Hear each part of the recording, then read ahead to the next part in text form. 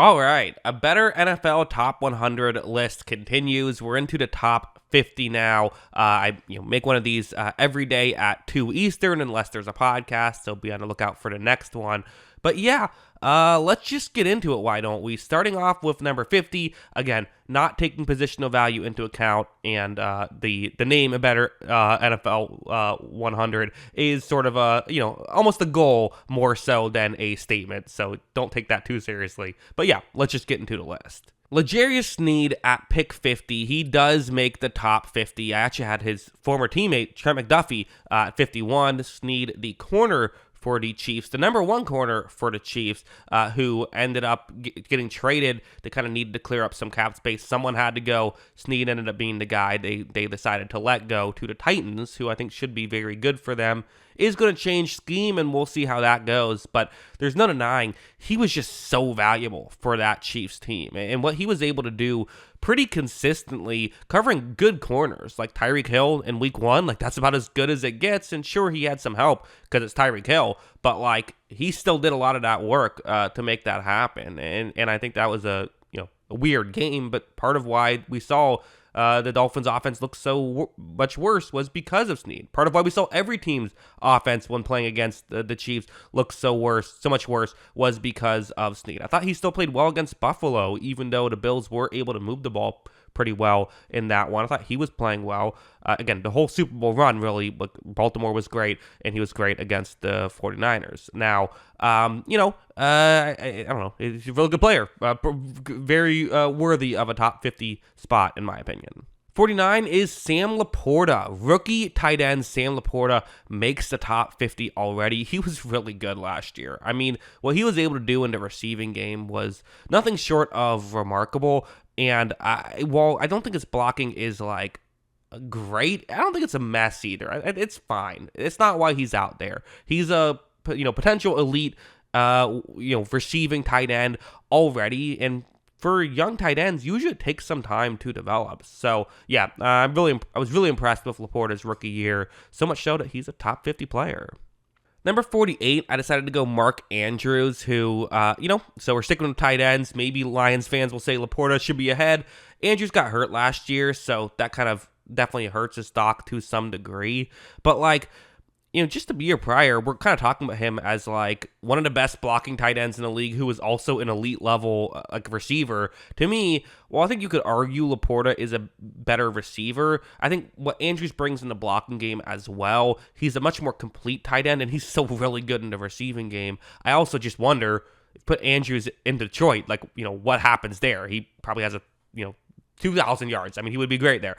So the situation does matter as well. Both are very good, though. So Andrews himself, having to be the Baltimore Ravens' number one receiver for a lot of this and being able to be successful at that puts him at 48. 47 is the Bengals wide receiver 1, Jamar Chase, who, I think the one knock you would say with Chase is that, year 1, it was so unbelievable. He was beating every team's number 1 corner, and it basically became one of the, 6 or 7 guys in the league you just can't leave one-on-one.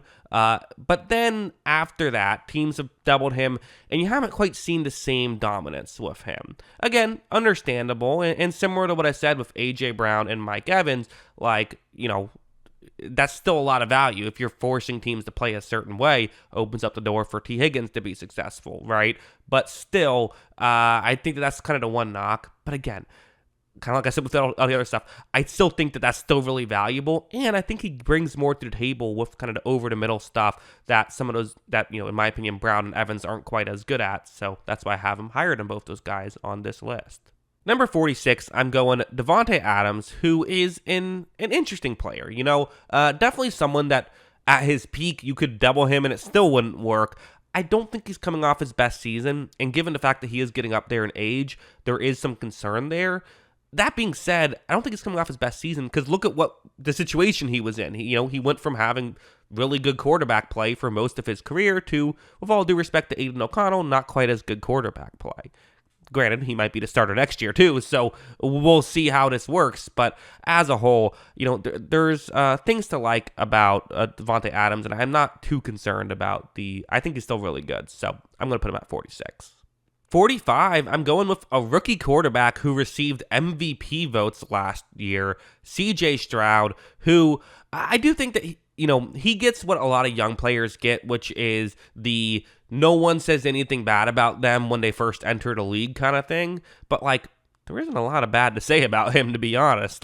He was really good year one. Some of the throws he was making was unbelievable. And, I think you would maybe look for just a little bit more consistency at that, super high-end stuff before you're willing to put him too much higher. Again, not taking positional value into account. 45 is very high on the list, and I could easily see him climbing this list as it goes along. Number 44, Aaron Rodgers. This one's going to take some explanation. This one's going to get some debates. He's a hard guy to pick, right? He's a hard guy to put on the list because I think some people would say should he even be on the list. He wasn't playing last year, coming off an Achilles tear. Seems like he probably tried to rush his recovery back. So, is that going to create even more issues potentially? Also, isn't coming off his best year.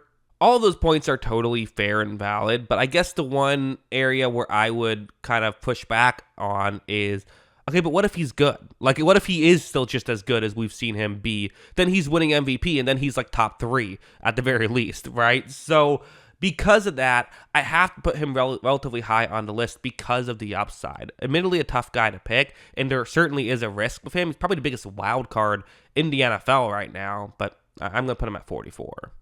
43, I'm going Lavonte David, who is still, at this point in his career, one of the best coverage linebackers in the league. I would still say if you need one guy to try to cover a tight end one-on-one, even at this point in his career, I'm picking Lavonte David. There's other, I think Fred Warner is better in zone coverage, obviously, at this point, but a one-on-one coverage linebacker, has there been anyone better at that in the past 10 years than Lavonte David? No, there hasn't.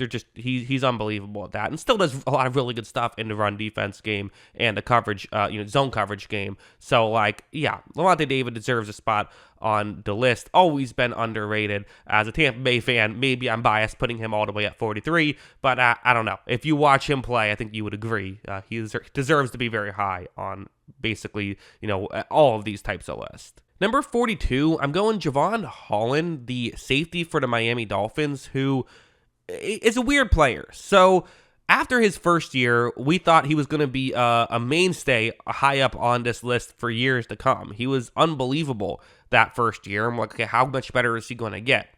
Year two comes around. It's a different scheme, and he doesn't really play that well in it. So because of that, it's maybe you're not as good.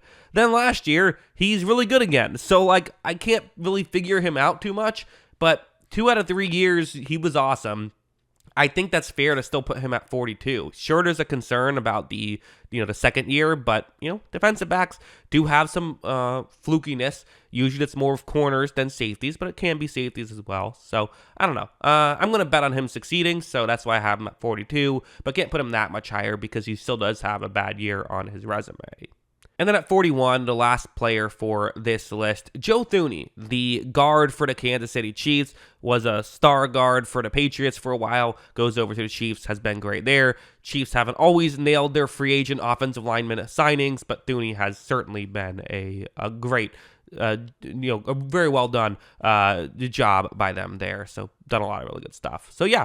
That is 50 through 41. Let me know what you think of these picks in the comments below. Always love hearing from y'all. And of course, as always, thanks for watching.